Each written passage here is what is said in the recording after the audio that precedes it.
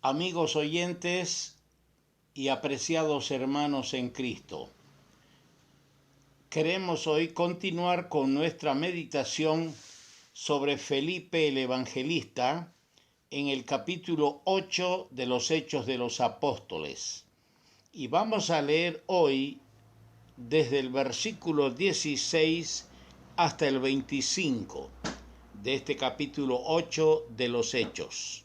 Dice así: porque aún no había descendido sobre ninguno de ellos, sino que solamente habían sido bautizados en el nombre de Jesús.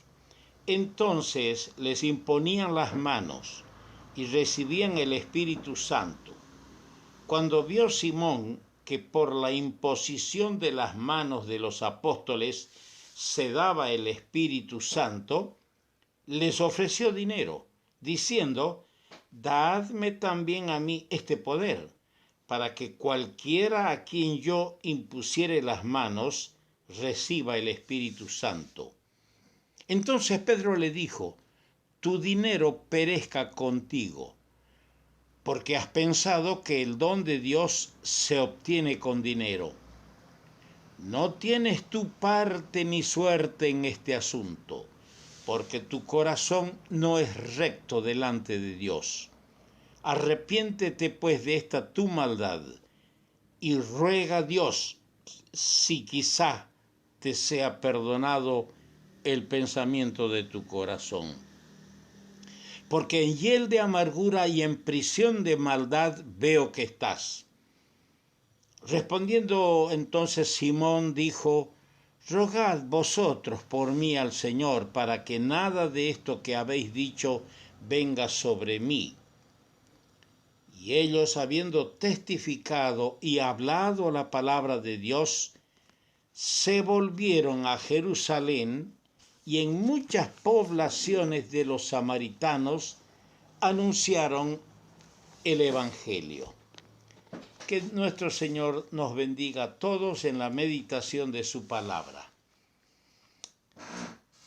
Hay un texto en Romanos capítulo 2, versículo 5, que dice: pero por tu dureza y tu corazón no arrepentido, atesoras para ti mismo ira, para el día de la ira y de la revelación del justo juicio de Dios. Palabras fuertes, pero palabras claras, más aún son palabras de Dios. Dice en el versículo 16 que hemos leído: eran bautizados en el nombre de Jesús.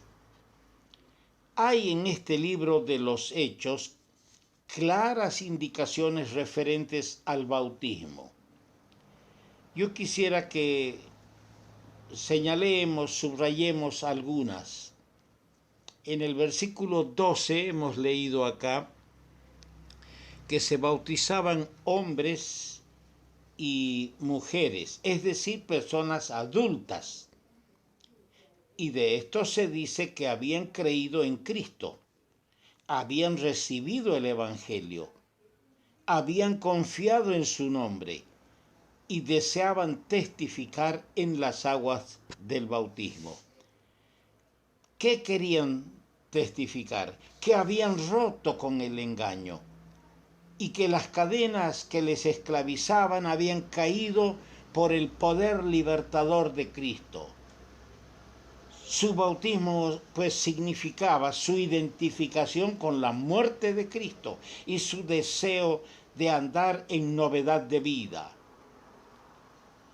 Notemos los casos que de este bautismo por agua se menciona en el libro de los Hechos. En Hechos 2:41 se ve allí a los creyentes, a los convertidos y hechos creyentes y bautizados el día de Pentecostés. 3.000 personas. No me imagino cómo fue el movimiento de los apóstoles y de los creyentes que estaban en el aposento alto, tener que bautizar a 3.000 personas. En este capítulo 8 que estamos analizando, en el verso 36 adelante, tenemos el bautismo del eunuco etíope, que se bautizó en un charco de agua en el desierto. En el capítulo 9 de este mismo libro de los Hechos, en el versículo 18, tenemos otro caso. Es el caso de Saulo de Tarso, a quien el Señor le apareció en el camino hacia Damasco. Llegó a Damasco, pero llegó ciego, el altivo fariseo y el perseguidor de la iglesia. Y allí dice que fue bautizado Saulo de Tarso. En el capítulo 16, versículo 15, tenemos a la primer convertida en Europa, Lidia de Tiatira, y esta se bautiza, es la primera en Europa en bautizarse. Y en el mismo capítulo, versículo 33, se bautiza el carcelero y su familia.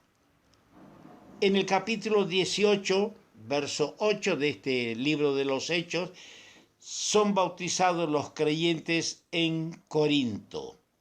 Y en el capítulo 19, verso 5, tenemos bautizándose a los discípulos en la ciudad de Éfeso. Ahora, de los que me escuchan, ¿cuántos de ustedes son del Señor? ¿Cuántos de ustedes son creyentes verdaderos? ¿Se han bautizado? ¿Han obedecido el mandamiento del Señor de ser bautizados en agua, sumergidos en el agua? Espero que recobres valor, tengas fuerza y estés decidido a obedecer al Señor, porque aquí vemos cómo una serie de personas en este libro fueron obedeciendo al Señor y se bautizaron. Pero volvemos al versículo 20. Entonces Pedro le dijo, Simón Pedro le dijo a Simón el mago, que había profesado, y a pesar de su carácter engañoso, no pudo mistificar al punto de poder engañar a Dios y a sus siervos. El Señor utilizó otro Simón, en este caso Simón Pedro el apóstol, para que con palabras claras definieran la posición espiritual del otrora mago de Samaria. En las palabras que le dirigió hay una aplicación a los hombres engañados de nuestro tiempo. Y sabe, querido hermano, usted que es predicador, estas palabras que le dirigió Simón Pedro a Simón el ex mago pueden servir de un bosquejo, de un apunte para un mensaje evangélico. Primero, verso 20, tu dinero perezca contigo, porque has pensado que el don de Dios se obtiene con dinero. Aquí vemos la inutilidad de los medios humanos en lo que atañe a la salvación. No se puede por medios humanos, porque por gracia sois salvos, por la fe, no por obras, no por méritos, no por dinero, como pretendía este mago. En el verso 21 tenemos otra frase dirigida a este hombre: no tienes parte ni suerte en este asunto. Aquí vemos la imposibilidad. Primero vimos la inutilidad de los medios humanos. Aquí tenemos la imposibilidad que el hombre natural entienda las cosas que son del Espíritu de Dios. Dice en 1 Corintios capítulo 2, verso 14, el hombre natural no percibe las cosas que son del Espíritu de Dios, porque para él son locura y no las puede entender. En el versículo 21 dice, porque tu corazón no es recto delante de Dios. Aquí tenemos la existencia de un corazón engañoso no regenerado.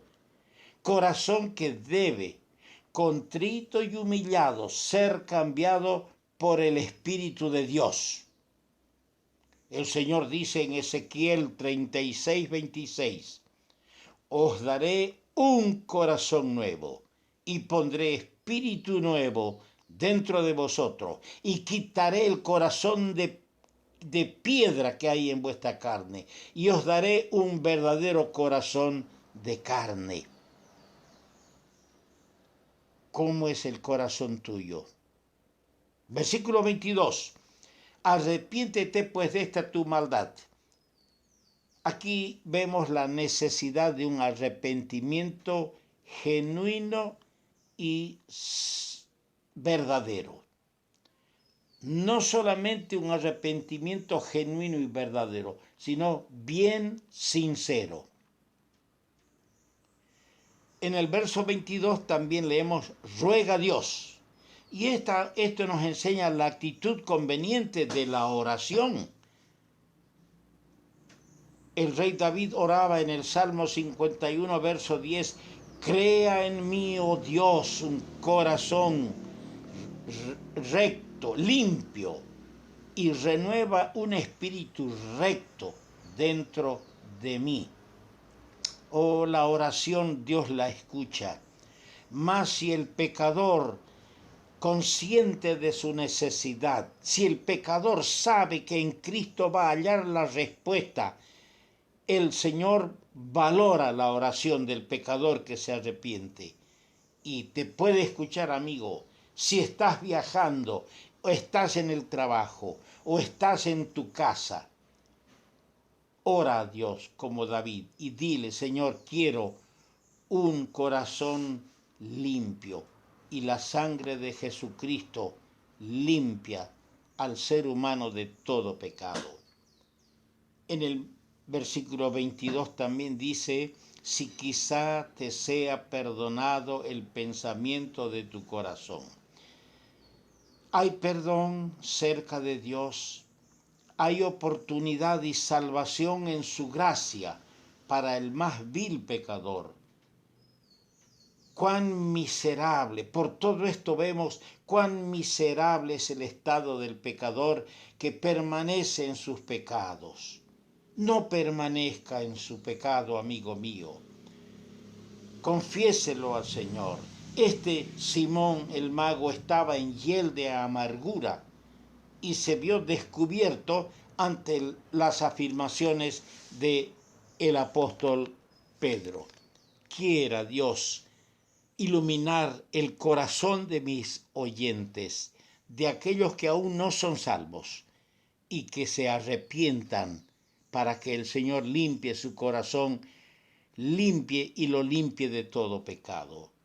Y hermanos, aprovechemos este mensaje de Pedro a Simón el mago para rescatar de allí un pensamiento, un bosquejo, un apunte para que sepamos hablar y predicar a nuestros prójimos de esta maravillosa gracia del Señor.